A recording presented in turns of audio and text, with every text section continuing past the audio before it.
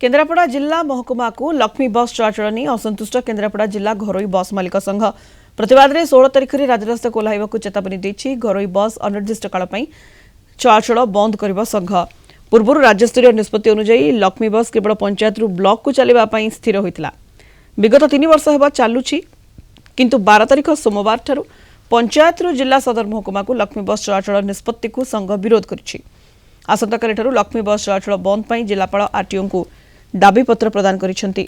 दाबी पूरण नहेले शुक्रवार ठारू अनिर्दिष्ट काल केन्द्रापड़ा जिले में घरोई बस अखचक बंद रहिबो बोली घरोई बस मालिक संघ पक्षरु चेतावनी दिया जायछि।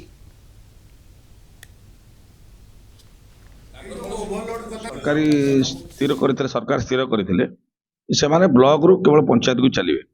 बर्तमान गत 3 दिन है ब्लॉक रु प्रति विभिन्न पंचायत रु आम हेडक्वार्टर को आसुँच बेआईन भाव संपूर्ण जहाँ परमिट ना आमर केन्द्रापड़ा रूट हूँ जातीयकरण होती प्रति 3 मिनिट गोटे लगा बस चलुची। आम सरकार परमिट पाइचु टैक्स दौचु इंश्योरेंस करुचु सब कथा करके गाड़ी चलाऊँ प्रति 3 मिनिट गोटे बस चलुची। सेमानकर जो बस बर्तमान पंचायत विभिन्न पंचायत रु हेडक्वार्टर को आसी संपूर्ण बेआईन से व्यवस्था बहुत दिन बंद थिला।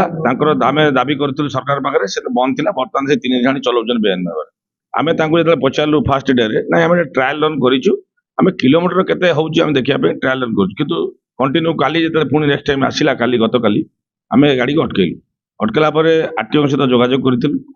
आरटीओ कहले जे नाई आम बसिकी निष्पत्ति हम कौन केमती करवा जिलापाल सहित बस कथा हम काली दिन तमाम आम अपेक्षा कलु आमको कौन डाकर आसी ना आज डाकिले 11टा बेले डाकिले आमको जिलापाल को देखा करने जिलापाल आवासीय कार्यालय आम जो भेटिलु जिलापाल पाखे भेटिला आम आमर दुख जनइलु जे जदि से गाड़ी चलो बेआईन भाव चलो आम गाड़ी बंद करूँ आम आउ कि सरकार गाड़ी चलुची।